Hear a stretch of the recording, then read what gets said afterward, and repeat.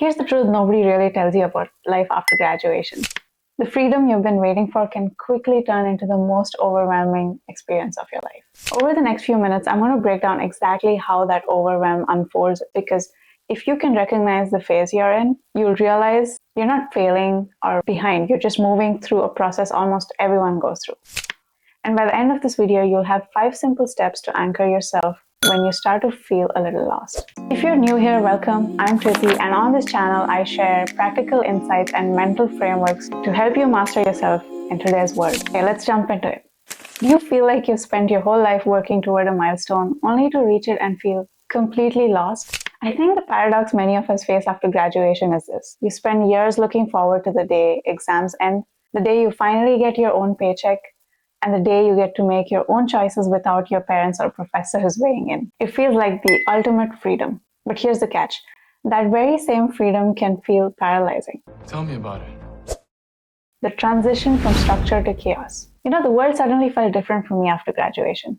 In school, everything is laid out for you. There's a syllabus, deadlines, teachers telling you what's good, and your parents nudging you towards safe options. It wasn't perfect, but it was predictable. During this time, I did form my own opinions, but it was always within the safe bounds of structure.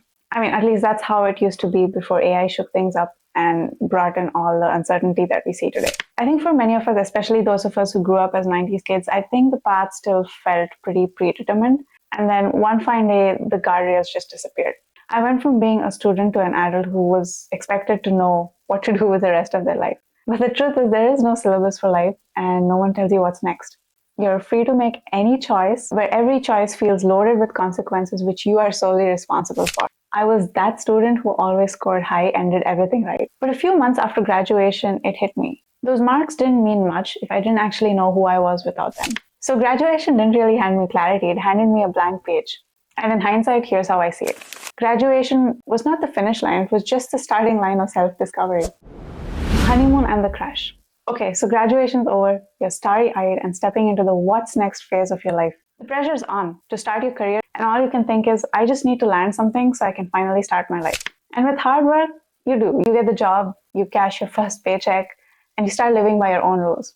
You finally get to taste that long-awaited freedom. And it feels like you finally arrived. I'll be honest though, at first it feels really amazing. But slowly reality starts to creep in. That same joy of freedom starts to morph into some kind of pressure and anxiety, and you're suddenly faced with all the questions you were never really prepared for. Maybe you realize your job isn't what you thought it would be, and before you know it, you're caught in the comparison trap. Who's earning more? Who's going abroad? Who's getting married? Basically just looking around and seeing who's getting ahead. And if you haven't seen it yet, I've got a whole video on breaking out of the comparison trap. Make sure to check that out after this one. Link is in the description below. So at the end of the day, life after graduation feels like being dropped into a massive ocean after spending years in a small pond. You can swim in any direction you want. And the crazy part, you have no idea where it'll lead. And yes, that freedom can feel more paralyzing than exciting. You've probably heard this term before, the paradox of choice. It was coined by psychologist Barry Schwartz. His research shows that too many options don't actually free us, they paralyze us. They make us more anxious and dissatisfied. And for many of us, that's the moment of the crash. The dream starts to blur into anxiety, and the freedom you thought that would set you free suddenly feels like it's closing in on you. For me, I started feeling restless. The question, what should I do next, simply kept haunting me. It's like, should I focus on my job? Should I go back to India? Should I study more to get ahead? But then study what? And for what? I didn't even know the direction I was supposed to be moving in. Ironically, the freedom that once felt like a gift started feeling like an exam I wasn't prepared for. Where's the goddamn syllabus? Phase 3, the fog. I think this is where many people get stuck. After the honeymoon phase fades and the crash sets in, you enter the fog. You're not sinking, but you're really not moving forward either. It feels like you're just coasting. And I know the stage well, because by this time, my job had become my entire identity, and I kept waiting for it to magically feel different and waiting for it to spark some new idea about where I should go next. But nothing really changed. And I felt stuck, like I was just waiting for my role to shift on its own. But at the back of my mind, there was always this question that kept nagging me. Who am I without this? In fact, a 2019 Harvard Business Review article noted that graduates who rush into a job or business just to look successful often face burnout or dissatisfaction later in life. On the other hand, those who pause, reflect, or explore and experiment reported higher long-term satisfaction. This tells us that we should be more open to exploring our interests as we uncover them through this journey. I know when you're in the middle of this phase, the hardest thing to believe is that it's normal because you kind of feel frozen and it feels like everyone else is racing ahead. So I like to use this quote as a reminder. Not all who wander are lost. Sometimes they're just recalibrating. Looking back, I see now that this fog is really just the space between who you were and who you're becoming. Spoiler alert, that space can last for years. But the key is to stay curious and keep exploring. Now, it's also important to note that these phases don't follow a set timeline. They can show up at any age and at any point in life, and you might face them more than once. What I really want to emphasize is this. It's completely normal. It's all part of discovery and part of life. So how do you get unstuck? How do you move through these stages without losing yourself? What I'm about to share is a system of 5 anchors you can use to ground yourself when life after school gets chaotic. Think of it this way. You can't control the waves of the ocean you're in, but you can drop anchors to keep yourself steady so you don't get carried away. The first anchor is to anchor in the moment. Pause and celebrate. I made this mistake myself. I rushed past my graduation like, okay, check the box. What's next? I didn't pause or reflect on what I did well or what I could have done differently. I didn't really give myself the chance to carry those lessons into the next chapter. I just charged headfirst into whatever came next. But graduation is a huge milestone. Don't rush past it. Take time to breathe, acknowledge how far you've come, and honor the discipline that got you this far. Awareness begins by recognizing progress and past behaviors that have brought you where you are today. The second anchor is to anchor in action. Start where you can. Here's the mistake a lot of us make. We assume the right job is automatically the one we worked so hard to land. But your first job doesn't have to be your dream job, and that's completely normal. The problem is, until we really accept that, we can stay stuck waiting for perfect alignment, waiting for it to just feel right. But life doesn't work that way. You don't wait for alignment, you create it by moving. It's really not fair to think, well, I guess I just have to settle with what I've got. Because your first step out of school is just that, a step. It's not a sentence. And in that moment also, it's so important to not let comparisons get to you. Your timeline and your journey are yours alone. The other important thing to remember is that movement creates clarity. It's sort of like driving at night. Your headlights only show a few meters ahead, but the further you go, more of the road reveals itself.